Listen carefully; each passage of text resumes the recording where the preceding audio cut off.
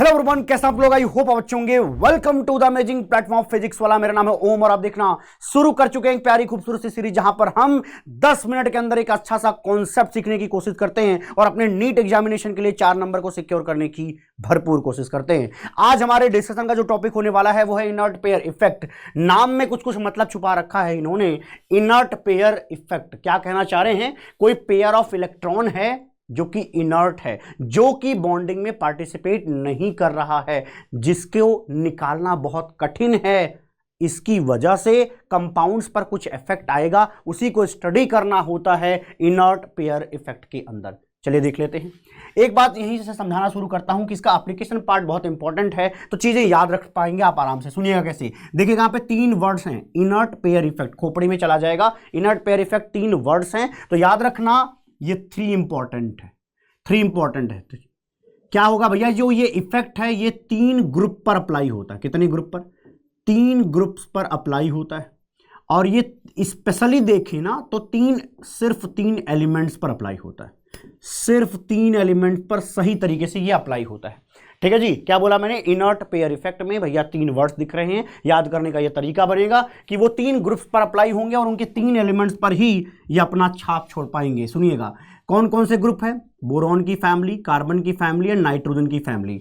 तो P block के इन 3 families पर इनर्ट पेयर इफेक्ट अप्लाई होता है। और किन एलिमेंट्स पर अप्लाई होता है? ये तो फैमिली लिखी गई है भैया, है ना। यहाँ पे ये मत सोचना ये एलिमेंट लिखा है। यहाँ पे क्या है? इनकी फैमिलीज पर ये अप्लाई होता है। क्लियर मामला। और किन एलिमेंट्स पर? बोरॉन के, अगर हम हैवियर एलिमेंट्स की बात करें तो बोरॉन के केस में आपको हैवियर एलिमेंट लिखना होगा थैलियम, कार्बन में लिखना होगा लेड, नाइट्रोजन में लिखना होगा बिस्मथ। हैवियर का मतलब आप क्या करिए, नीचे जाइएगा उस फैमिली में, आपको ये लोग दिखाई देंगे। तो जो इनर्ट पेयर इफेक्ट है स्पेशली यही थैलियम, लेड और बिस्मथ यहीं पर अप्लाई होता है। सुनिएगा भैया, ये हमारी तीनों फैमिली है। बोरॉन की फैमिली, कार्बन की फैमिली और यहां पर है नाइट्रोजन की फैमिली। इसमें भी क्या बोला गया आपसे? इसमें भी बोला गया कि ये चीज जो अप्लाई होती है वो यहां थैलियम पर अप्लाई होती है, लेड पर अप्लाई होती है, ठीक है जी, और बिस्मथ पर अप्लाई होती है। बिस्मथ पर अप्लाई होती है। अगर हम इसके एक को समझाऊंगा उसी हिसाब से बाकी को आप तुरंत समझ जाएंगे। ठीक है जी। इनको देखिएगा, अगर हम इनका क्या लिखें भैया? इलेक्ट्रॉनिक कॉन्फ़िगरेशन, तो हम लिखेंगे जेनॉन। इसके बाद हम लिखेंगे 6s2 और क्या रहता है भैया? 6p1। देखो भैया ये है कहां के भैया? बोरॉन फैमिली हमारे पी ब्लॉक की पहली फैमिली है, तो यहां पर आता है 6p1। तो 6s और 6p के बीच में कौन से लोग आएंगे? 4f14 आएगा और क्या आता है? 5d10 आता है। क्या आता है भैया? 5d10 आता है। इसी तरीके से आप इसका इलेक्ट्रॉनिक कॉन्फ़िगरेशन भी लिख सकते हैं। यहां पर क्या आएगा? अंतर सिर्फ क्या होगा भैया? बोलो। यहां पर हो जाएगा, ये लिख देंगे आप 4f14, फिर अगला होगा 5d10, next one is 6p2। क्या हो जाएगा? 6p2। यहां पर आप लिखेंगे 6p3। ठीक है जी। बाकी चीजें छाप लीजिएगा, मैं सिर्फ यहां पे भी 6p3 लिख के काम चला रहा हूं। छोड़िए, इसको लिखते ही नहीं है। ठीक है जी। इन्हीं के तरीके से उसको समझ जाइएगा। सुनना ध्यान से, कृपया सुनना। अगर हम बोरॉन का इलेक्ट्रॉनिक कॉन्फ़िगरेशन लिखेंगे तो हम कैसे लिखेंगे भैया? हम लिखेंगे हीलियम, फिर हम लिखते हैं यहां पर 2s2 2p1। तो देखना भैया ध्यान से, कृपया सब लोग देखो भैया, ये दोनों, ये जो एक इलेक्ट्रॉन है p1 का, अगर ये निकलेगा तो क्या बनेगा? बोरॉन पे +1 बनेगा। बनेगा क्या? और अगर हमने P से भी हटा दिए, S से भी हटा दिए, तो यहां से 3 इलेक्ट्रॉन निकलेंगे, तो बोरॉन पे क्या बनेगा भैया? बोरॉन पे +3 बनेगा। तो इसके 2 ऑक्सीडेशन स्टेट इस तरीके से पॉसिबल हैं। और देखा यह जाता है कि जो हमारा +3 ऑक्सीडेशन स्टेट होता है ये सबसे ज्यादा स्टेबल है। और सबसे ज्यादा स्टेबल होने का मतलब होता है कि हमारे नेचर में जो कंपाउंड्स पाए जाएंगे बोरॉन के, वहां पर +3 वाले ही पाए जाएंगे। बोरॉन का +1 भैया ना के बराबर है, मतलब मिलता ही नहीं है। लेकिन जो हमारा थैलियम है उसके लिए देखा जाता है कि जो थैलियम का जो +1 है, देखिए +1 कैसे बनाएंगे? इस 6p1 से इलेक्ट्रॉन निकाल दीजिए, पहला इलेक्ट्रॉन निकला तो क्या बन जाएगा? थैलियम +1। और साथ साथ अगर आप इसको निकाल दें 6s2 को, तो क्या बन जाएगा मेरे भैया? थैलियम पर +3। देखा क्या जाता है कि जो थैलियम +1 है वो बहुत ज़्यादा स्टेबल है। हमें थैलियम +3 के कम से कम कंपाउंड्स मिलते हैं। तो ज़्यादा स्टेबिलिटी यहाँ पर किसकी है? कम ऑक्सीडेशन स्टेट की, जबकि ऊपर ज़्यादा ऑक्सीडेशन स्टेट की। तो जो ये इफेक्ट आपको दिख रहा है ना, ये जो इफेक्ट आपको दिख रहा है कि नीचे वाला जो हमारा हेवियर एलिमेंट्स है उसका लोअर ऑक्सीडेशन स्टेट ज्यादा स्टेबल है, इसी को इनर्ट पेयर इफेक्ट कहते हैं। प्रश्न आता है कि भैया ये क्यों होता है, उसका रीजन बताइए और इसमें इनर्ट पेयर का क्या लेना देना। तो भैया जी इसका जवाब ये है कि देखिए भैया सब लोग देखें, ये जो 6s इलेक्ट्रॉन्स हैं ये भैया बॉन्डिंग में पार्टिसिपेट नहीं करना चाहते। उसका रीजन है कि यहां पर देखिए यह 24 इलेक्ट्रॉन ऐसी जगह पर मौजूद हैं जिनकी पुअर शील्डिंग होती है, और अगर पुअर शील्डिंग है और आपका 6s क्या होगा, आउटर सेल में बाहर की तरफ होगा, तो न्यूक्लियस क्या करेगा, अंदर की तरफ बहुत अच्छे तरीके से खींच के बैठा रहेगा भैया। और हमारा एस कैसा होता है, स्फेरिकल, तो उस पर लगने वाला force of attraction bye nucleus भी बहुत ज्यादा होता है, और ये लोग न्यूक्लियस के फोर्स ऑफ अट्रैक्शन को रोक नहीं सकते, है ना।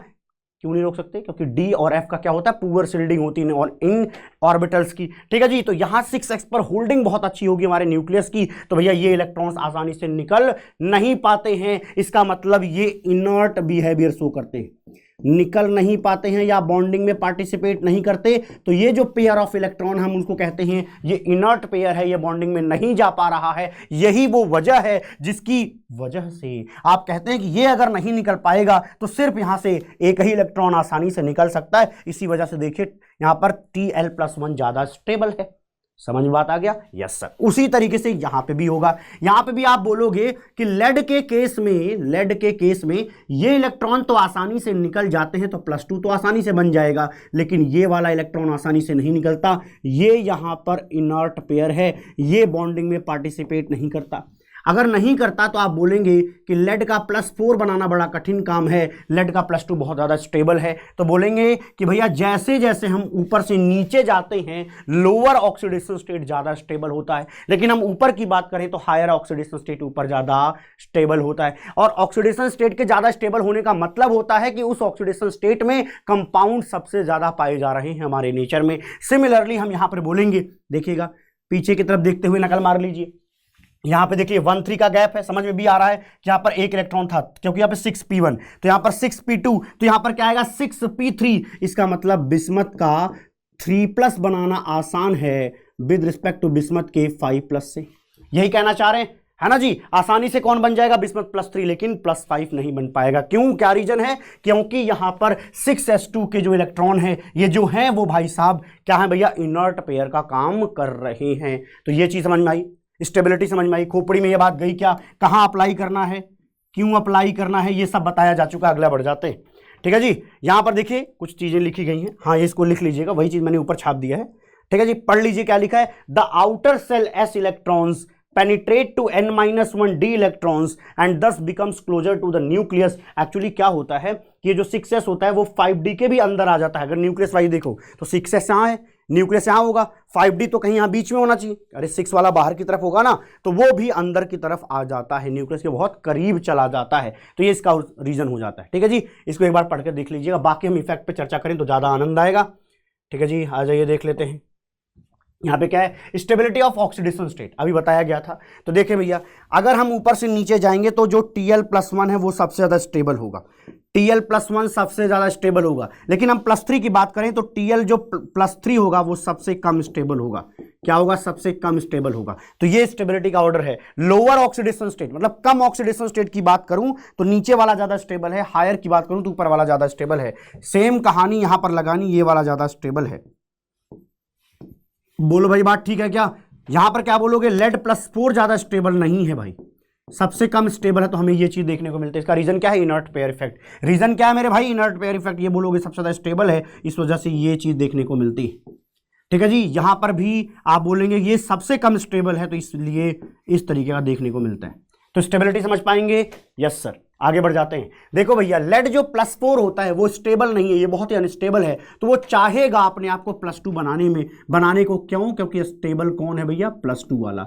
तो कभी भी अगर लेड का +4 कहीं पर है तो आप बोलेंगे कि वो अपने आप को +2 बना रहा है, और जो खुद को रिड्यूस करता है वो दूसरे को ऑक्सीडाइज करता है। इसीलिए जो लेड +4 है वो एक ऑक्सीडाइजिंग एजेंट की तरह इनऑर्गेनिक केमिस्ट्री में यूज होता हुआ आपको दिख जाएगा। आगे बढ़ जाता हूं। इसी तरीके से Sn+4 जो होता है, क्या वो Sn+2 में जाना चाहता है, नहीं जाना चाहता, क्योंकि ज्यादा स्टेबल कौन है भैया, ये ज्यादा स्टेबल है।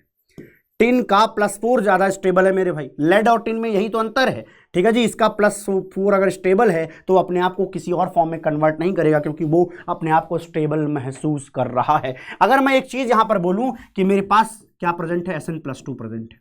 क्या प्रेजेंट है मेरे भैया, Sn+2 प्रेजेंट है। तो क्या Sn+2 अपने आप को Sn4+ बनाना चाहेगा? तो आपका जवाब है हाँ, क्योंकि Sn+4 जो होता है वो ज्यादा स्टेबल है विद रिस्पेक्ट टू Sn+2 के, इस वजह से ये भाई साहब इसमें कन्वर्ट होना चाहते हैं। तो इसका मतलब क्या हुआ, ये अपने आप को ऑक्सीडाइज कर रहा है तो दूसरे को रिड्यूस करेगा, इस वजह से इसको हम रिड्यूसिंग एजेंट कहते हैं, ठीक है जी। तो Sn+2 एक रिड्यूसिंग एजेंट है, लेकिन Pb+4 एक ऑक्सीडाइजिंग एजेंट है। ये बात आपको समझ में आनी चाहिए। आइए देख लेते हैं, यहां पर भी ये कार्यक्रम आसानी से होगा, है ना। +5 अपने आप को +3 में बनाना चाहेगा, क्योंकि +3 वाला जो होता है वो ज्यादा स्टेबल होता है। क्या होता है, वो ज्यादा स्टेबल होता है। प्रश्न यहां पर यह है कि इन दोनों में ज्यादा स्टेबल कौन है। प्रश्न ये है कि इन दोनों में ज्यादा स्टेबल कौन है, तो मैं बता दूं, यहां पे लेड +2 है, ऑक्सीजन का -2 होता है ना, तो लेड पर आएगा +2। अगर +2 है तो ये ज्यादा स्टेबल है। यहाँ पे +4 आएगा, अरे भैया यहाँ पे +2 आएगा, यहाँ पे +4, कौन ज्यादा स्टेबल? तो आप कहेंगे PbO ज्यादा स्टेबल होता है। इसका मतलब अगर कहीं PbO2 दिखे तो वो कोशिश करेगा अपने आप को PbO बनाने का, मतलब यहां से ये इसमें कन्वर्ट होना चाहता है। तो यहां पर हम किसकी बात कर रहे हैं, स्टेबिलिटी की बात कर रहे हैं। ज्यादा स्टेबल कौन होगा, हम स्टेबिलिटी की बात कर रहे हैं। सिमिलरली यहां पर क्या है भैया, देखो क्लोराइड से यहां पर +2 है, तो +2 वाला ज्यादा स्टेबल है विद रिस्पेक्ट टू +4 के।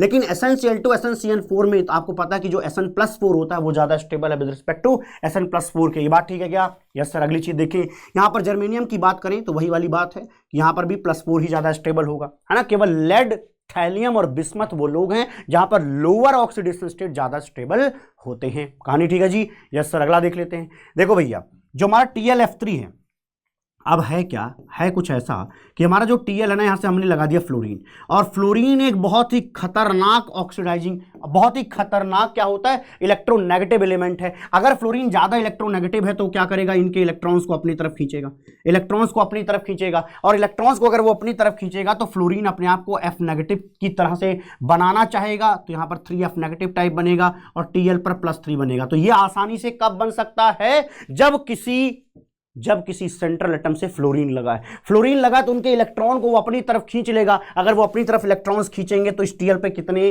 +3 आएंगे। तो जो हमारा TlF3 है एक्चुअली वो किस तरीके से एग्जिस्ट करता है, जैसा यहां लिखा गया है वैसा एग्जिस्ट करता है। तो ध्यान रखेंगे, Tl का +3 भी एग्जिस्ट करता है, ऐसा नहीं कि एग्जिस्ट नहीं करता, लेकिन यहां पर किसके साथ करता है ये तो देख लो, फ्लोरीन के साथ करता है। तो जो ज्यादा इलेक्ट्रोनेगेटिव एलिमेंट होते हैं वही हायर ऑक्सीडेशन स्टेट बर्दाश्त कर सकते हैं। क्यों? क्योंकि वही इलेक्ट्रॉन खिंचवा सकते हैं इस Tl से, समझा दिया गया है। यहां पर देखिए TlI3, अब यार ना TlI3 में ऐसा नहीं कि आयोडीन बहुत ज्यादा क्या है, इलेक्ट्रोनेगेटिव। अगर ये ज्यादा इलेक्ट्रोनेगेटिव नहीं है तो इनके इलेक्ट्रॉन्स को ज्यादा खींच करके अपनी खोपड़ी पर नेगेटिव चार्ज नहीं बना पाता है। इस वजह से आप समझिए इस लाइन को ध्यान से, इस लाइन को ध्यान से समझिए। यहां पर गलती से भी Tl+3 मत बनाना, यहां पर Tl+1 है, यहां पर क्या है, Tl पर +1 है। अब की बार +3 मत लिख देना, क्यों? क्योंकि आयोडीन एक लेस इलेक्ट्रोनेगेटिव है, वो इलेक्ट्रॉन खींच ही नहीं सकता। अगर इलेक्ट्रॉन खींचने की ताकत नहीं है भैया तो 3 नेगेटिव चार्ज नहीं आएंगे आयोडीन के टाइप, आयोडीन की साइड में, तो हमारे Tl पर 3+ नहीं आ पाएंगे। तो आप बोलोगे +1 है, लेकिन साथ साथ एक चीज आपने पढ़ा होगा I3 नेगेटिव जो लीनियर स्ट्रक्चर देता है। तो ये दोनों के मिक्सचर से ये चीज मिली, मतलब ये दोनों के मिलने से ये भाई साहब मिले हैं। ठीक है जी, अगला देखते हैं BiF5, है ना। बिस्मथ का ये है भैया इकलौता नोन, बिस्मथ +5 का इकलौता नोन कंपाउंड है जो कि है BiF5, बिस्मथ F5। क्लियर है मामला, पढ़ लीजिएगा। The well characterised bismuth +5 compound is this, बाकी कोई और नहीं पाया जाता। बाकी अगर कोई है तो वो क्या होगा, स्टेबल नहीं होगा।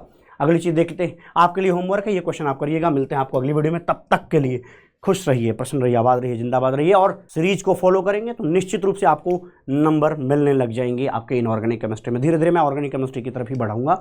ठीक है, बाय बाय, टेक केयर।